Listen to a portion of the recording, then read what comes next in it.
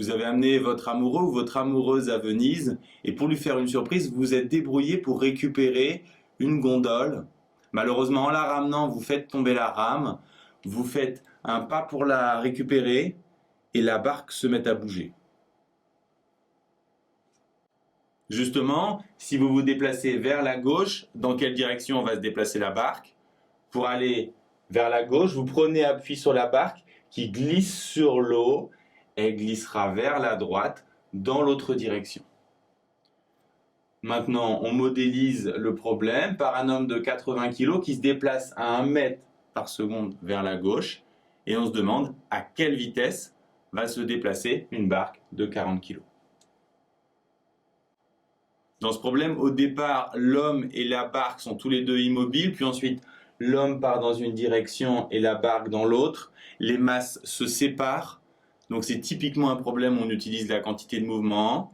Comme d'habitude, on va commencer par système. Ici, ça sera l'homme et la barque. Référentiel, on est sur Terre, donc terrestre galiléen. Et on fait le bilan des forces. Les deux forces qui s'exercent sur l'ensemble barque plus homme sont le poids et la poussée d'Archimède qui compense le poids. Les forces se compensent, donc le système est pseudo-isolé. On peut donc appliquer la deuxième loi de Newton dans sa version générale avec la quantité de mouvement. On a vu que le système est pseudo-isolé, donc la somme des forces est nulle. On en déduit que dp sur dt égale 0 et donc que la quantité de mouvement est constante. La quantité de mouvement est constante, ce qui signifie que la quantité de mouvement est la même avant que l'homme se mette en mouvement et après. On va noter ça, P1 égale P2.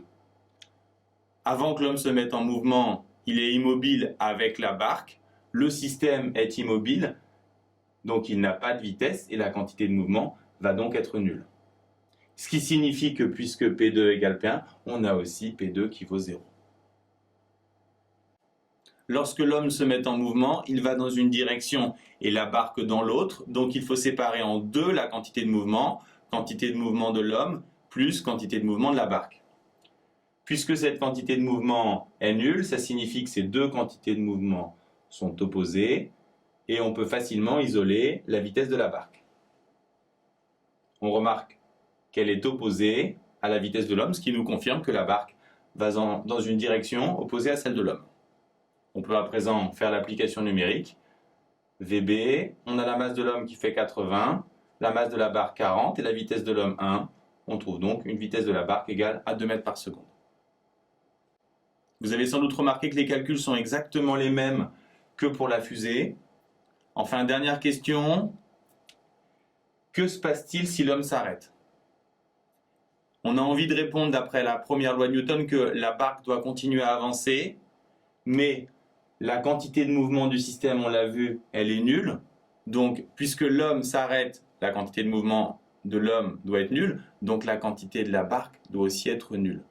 En fait, au long de l'expérience, le centre de gravité du système n'a pas bougé, donc il doit rester immobile.